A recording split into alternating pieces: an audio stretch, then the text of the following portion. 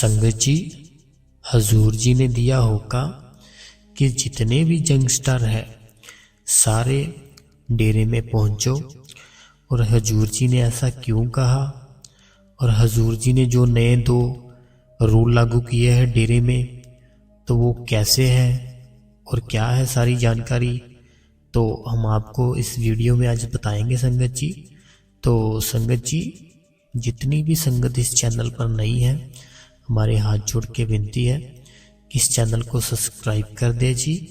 और comment box में संगत जी राधा स्वामी जरूर लिखे। राधा स्वामी लिखने का मतलब है कि हमें उस जैसे किसी का भी हम नाम लेते हैं, कोई भी हमारा रिलेटिव है, किसी का भी हम जब नाम लेते हैं उसकी याद आती है। तो राधा स्वामी एक ऐसा शब्द है, जब भी हम लेंगे तो हमें ऐसा फील होता है कि हम डेरे के अंदर है, बाबा जी के पास है। तो इसलिए आपने कमेंट बॉक्स में राधा स्वामी जरूर लिखना है संगत जी। बहुत ही प्यार मिलेगा बाबा जी का और हजूर जी का।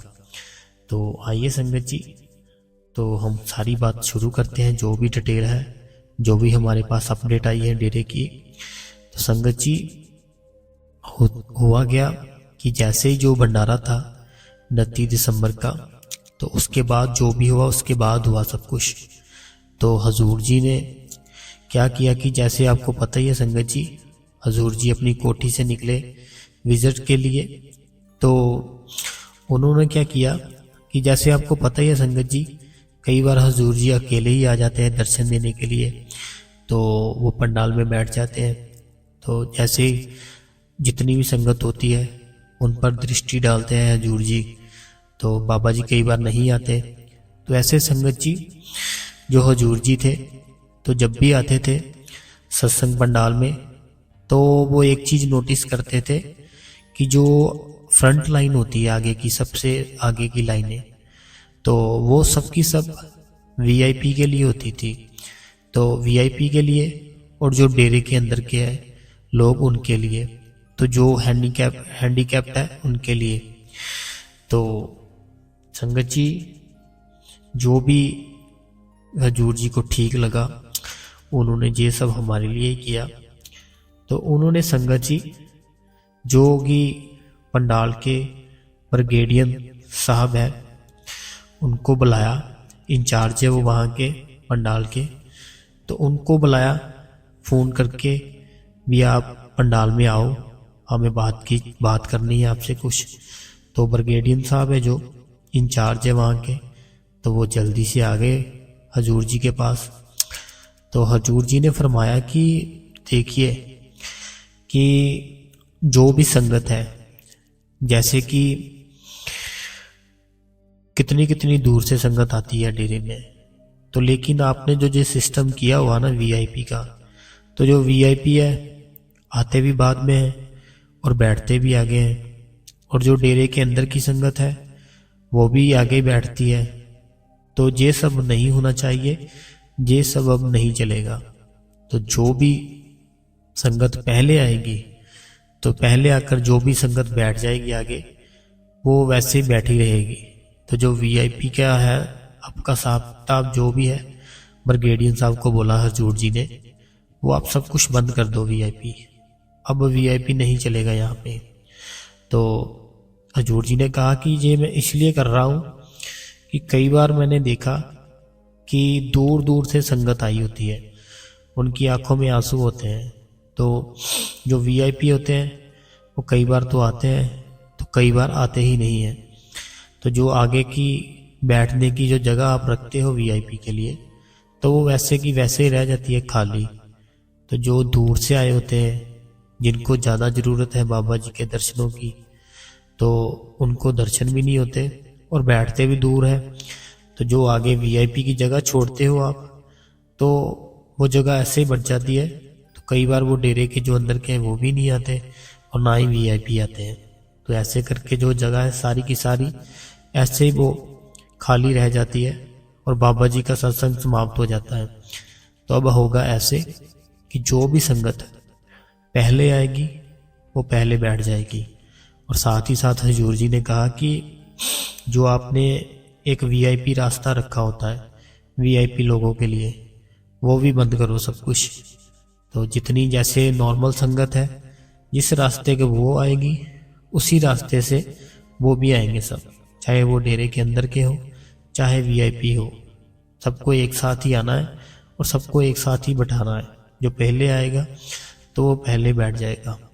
तो संगत जी, इतना हजूर जी इतने एक्शन में कैसे आ गए जी, मैं आपको बताता हूँ कि हुआ कुछ ऐसे कि जैसे जो हमारे बाबा जी है, अभी उन्होंने कोई भी वसीयत कुछ भी नहीं किया था, सिर्फ हजूर जी को बुलाया ही था।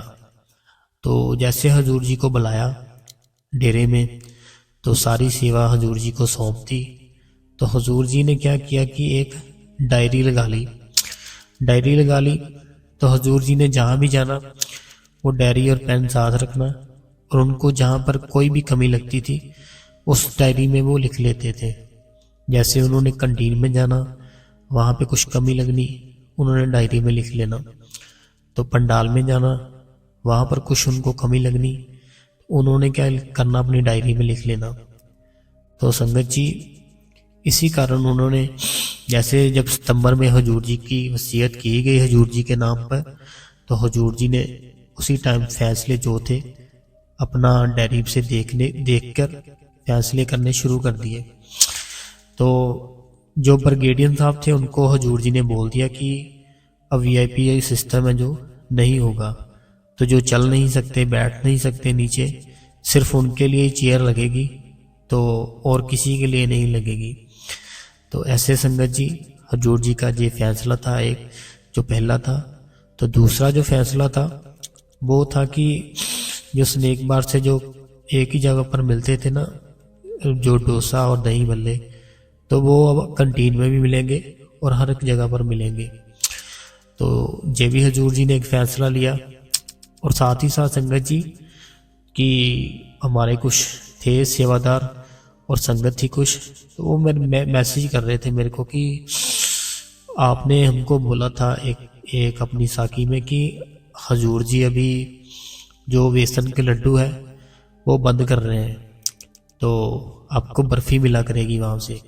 तो हम वहाँ पर गए डेरे में, हमको बर्फ़ी नहीं मिली। तो संगत जी, मैं आपको बताना चाहता हूँ कि कोई भी फैसला होता है, जब पहले उसको सोचा जाता है फैसले को, फिर वो फैसला किया जाता है, तो कुछ टाइम के बाद वो जो फैसला होता है वो लागू होता है, एकदम से कोई भी बात नहीं होती। तो जैसे अभी हजूर जी ने कहा कि बेसन के लड्डू बंद कर दो, बर्फ़ी शुरू कर दो, तो जो इतना स्टॉक है वहाँ पे हजूर जी ने साथ में ये भी कहा था कि पहले जो इसका जो भी बेसन के लड्डू का जो भी सामान है, पहले आपको ये सारे का सारा ख़त्म करना है। जब ये समाप्त हो जाएगा, ख़त्म हो जाएगा, तब ये बर्फ़ी का जो है लागू करना है आपने। तो जैसे वो बेसन का जो भी सामान होगा संगत जी, तो जैसे समाप्त होगा तो साथ ही बर्फ़ी शुरू कर देंगे। तो मेरे को लग रहा है कि जो फरवरी में बाबा जी के भंडारे होने हैं, तो उस टाइम तक बर्फ़ी शुरू हो जाएगी और आप बड़े ही मज़े से बाबा जी की जो प्रसाद है बर्फ़ी खा सकते हो संगत जी। तो संगत जी, एक जो मैंने बताया ना कि बाबा जी ने हजूर जी ने डायरी लगा ली थी, उसमें एक एक करके लिखते गए किस किस जगह पर कमी है, क्या क्या करना है। तो वो अब सारी कमियां हैं जो वो हजूर जी दूर कर रहे हैं। तो उसके बाद संगत जी, हजूर जी क्या करते हैं, जो ब्यास हॉस्पिटल है और जो डेरे के अंदर का हॉस्पिटल है, उन दोनों में जितने भी रूल्स हैं ना अंदर, वो अलग अलग रूल्स हैं। बाहर जो ब्यास का हॉस्पिटल है उसका अलग रूल है, जो डेरे के अंदर का हॉस्पिटल है उसका अलग रूल है। तो अभी हजूर जी ने क्या किया, उन्होंने बोल दिया कि कोई भी जो भी रूल है, दोनों हॉस्पिटल का एक ही रूल होना चाहिए। या तो उसके रूल्स में कर दो, नहीं तो उसके रूल्स में कर दो। अलग अलग रूल है जो आपने बनाए हैं वो नहीं चलेंगे। तो आप ऐसा कीजिए, जो भी रूल है दोनों हॉस्पिटल के एक कर दो। और संगत जी, एक और फैसला हजूर जी ने किया कि जैसे जो ब्यास का हॉस्पिटल है, वहाँ पर जो जॉब करते हैं उनकी जो सैलरी है वो ज़्यादा है, और जो ब्यास के अंदर हॉस्पिटल है डेरे के अंदर, वहाँ पर जो सैलरी है उनकी वो बहुत कम है। तो उन्होंने बाबा जी ने ये भी हजूर जी ने हुक्म लगा दिया कि जो ब्यास के अंदर डेरे के अंदर के हॉस्पिटल में सेवादार है जो जॉब करते हैं उनकी सैलरी ज़्यादा कर दी जाए, जितनी ब्यास हॉस्पिटल में लेते हैं सब उनकी भी सेम कर दी जाए। तो एक हजूर जी ने ये फैसला लिया। तो ये बहुत ही खुशी की बात है कि हजूर जी ने जो जितने फैसले थे बहुत ही अच्छे किए, क्योंकि जो ब्यास का हॉस्पिटल था, जो डेरे के अंदर का हॉस्पिटल था, उनके रूल सेम ही होने चाहिए, अलग अलग नहीं होने चाहिए। और साथ ही साथ जो सैलरी है वो भी सेम ही होनी चाहिए, ना कि अलग अलग होनी चाहिए। तो संगत जी ये दोनों बातें हजूर जी ने बहुत ही अच्छी की। और संगत जी मैं एक बात आपसे शेयर करना चाहता हूँ, जो मेरे अपनी बात है, जो मेरे दिल की बात है, तो प्लीज़ सुनना ज़रूर। बहुत मुझे अभी दिल कर रहा है आपको बताने के लिए, तो इसलिए मैं आपके साथ शेयर कर रहा हूँ। तो जैसे मैं संगत जी डेरे में जाता था, जैसे चाहे जल्दी भी चले जाओ तो पीछे बैठना पड़ता था। तो मेरे को इस बात का थोड़ा सा फील होता था कि हम चाहे जल्दी भी चले जाए बैठना पीछे ही पड़ता है। तो जो बिल्कुल आगे बैठे हैं, तो अगर हमने वहाँ पर बैठना होगा तो कितनी जल्दी आना पड़ेगा हमें, तो ऐसा फील होता था। लेकिन फिर मन ऐसे बात आती थी कि वो जो वीआईपी है वही बैठ सकते हैं, हम तो बैठ ही नहीं सकते।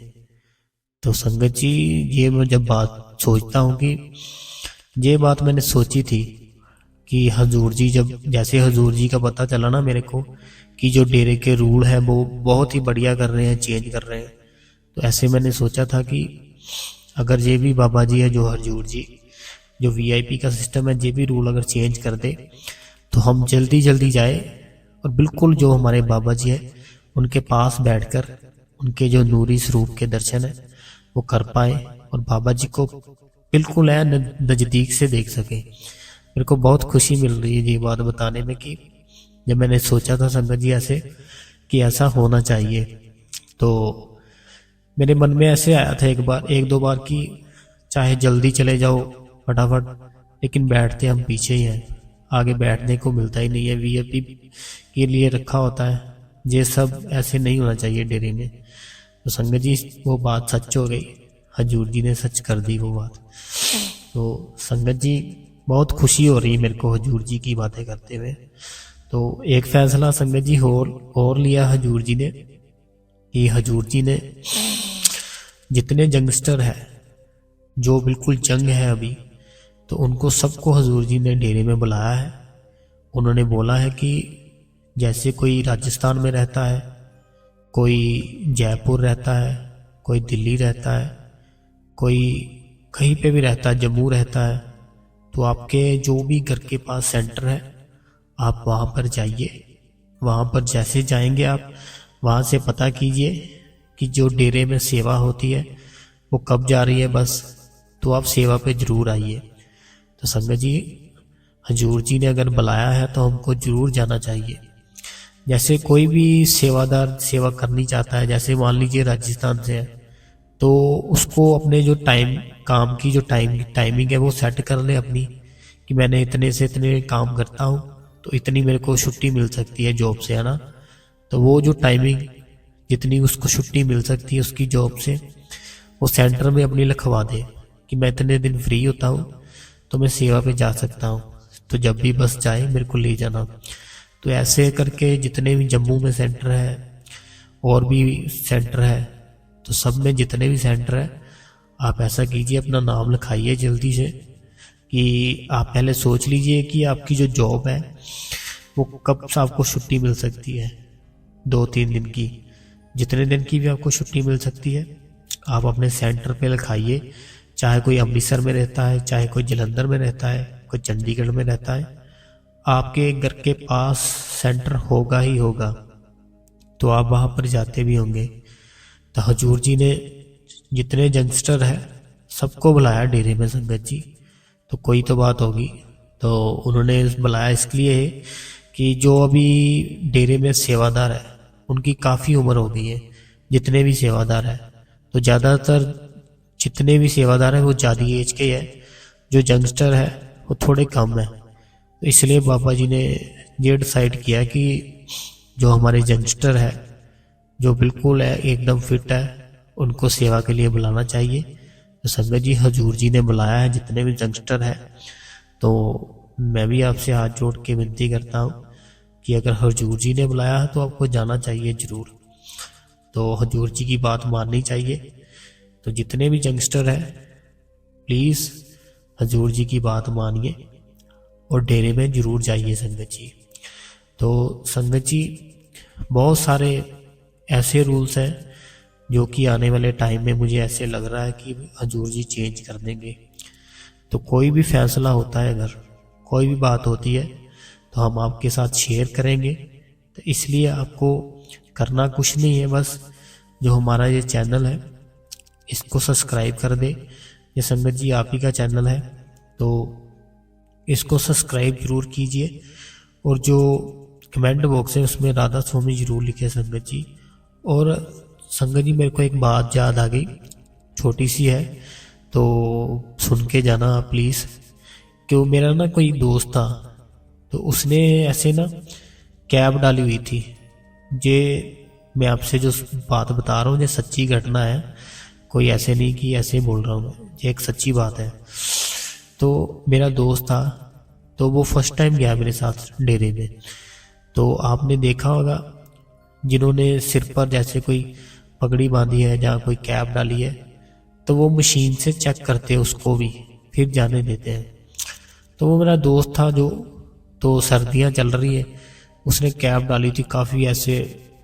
तो उसकी जो कैप पे ऐसे उन्होंने स्कैनर जो मशीन होती है लगाकर उसको भेजा। तो वो फर्स्ट टाइम ही गया था मेरे साथ। तो वो बोलता है कि यार ये क्या, मेरे इस कैब भी चेक कर रहे हैं ये ऐसे वैसे। तो फिर मैंने उसको एक बात थी जो साकी मैंने बताई, तो फिर उसको समझ में आया, जो मैं आपके साथ भी अभी शेयर कर रहा हूँ संगत जी।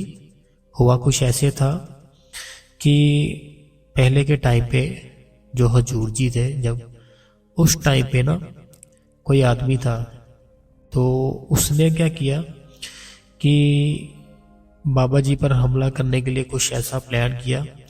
तो कुछ ना उसने टर्बन में उसने पगड़ी सी बांध ली, जैसे राजस्थान में बांधते ऐसे। उसने सोचा कि इसमें मैं उसको छुपा लूंगा, इस चीज़ से हमला करूंगा बाबा जी के ऊपर। तो वो जैसे उसने वहाँ पर छुपाई चीज़, तो पहले तो चेक नहीं करते थे, तो वो अंदर एंटर कर गया। तो वो सारा सर्च कर रहा था डेरे को भी, कैसे क्या होता है, बाबा जी कैसे निकलते हैं, बाबा जी किस रास्ते जाते हैं, ऐसे स्कैन कर रहा था, सारा रेकी कर रहा था। तो वो लंगर हॉल में पहुंच गया संगत जी। तो जैसे लंगर हॉल में पहुंचा तो जो बड़े बाबा जी थे उन्होंने बुलाया सेवादार को। तो उन्होंने बोल दिया उसको, सेवादार जी को, कि ऐसे करके इस कलर के उस आदमी ने कपड़े डाले हैं, तो ऐसे बिल्कुल ही हल्की सी पगड़ी बांधी है, उसने पगड़ी में कुछ हमले के लिए लेकर आया है, तो उसको आप पकड़ लो। संगत जी सेवादार जाते हैं लंगर हॉल में, और जैसे बाबा जी ने उसके कपड़े बताए होते हैं ना, इस कलर के कपड़े डाले हुए उसने, तो सेवादार फटक से उसको पहचान जाते हैं और उसको फटाफट पकड़ लेते हैं। तो उसने पगड़ी में जो भी लिखाया होता है हमला करने के लिए, वो उससे छीन लेते हैं और बाबा जी के पास ले जाते हैं। तो बाबा जी के सामने पेश करते हैं। तो जैसे वो पेश करते हैं बाबा जी के सामने, तो वो रोने लगता है संगत जी। वो जो आदमी था दोनों हाथ जोड़ के, वो तो एकदम बिल्कुल मस्ती हो गया बाबा जी के, जब उसने दर्शन किए ना तो वो सुन्नी हो गया और मस्ती हो गया एकदम ही। तो उसने बोला कि मैं बाबा जी ऐसे था कि मैं बहुत ही आपसे नफरत करता था, मुझे ऐसा अच्छा नहीं लगता था ऐसे, इसलिए मैं आप पर हमला करना चाहता था, लेकिन मुझे माफ़ कर दो। आप तो कुल मालिक हो, आप तो उस वक्त सिर्फ एक चोला है जो आपका, वो इंसान का है, लेकिन आप वो खुदा हो, वो अल्लाह हो, वो वाहेगुरु हो। तो ऐसे संगत जी उसने बयान किया आदमी ने। तो माफ़ी मांगी बाबा जी से, तो बाद में बाबा जी ने भी उसको माफ़ कर दिया। तो ये एक बात थी जो मैं आपके साथ शेयर करना चाहता था। तो संगत जी एक बार फिर से, जो भी संगत इस चैनल पर नई है, इस चैनल को सब्सक्राइब कर दें और कमेंट बॉक्स में संगत जी राधा स्वामी जरूर लिखें। और कुछ भी आपने पूछना है, कोई भी अपडेट चाहिए तो आप कमेंट में पूछ सकते हैं। राधा स्वामी जी।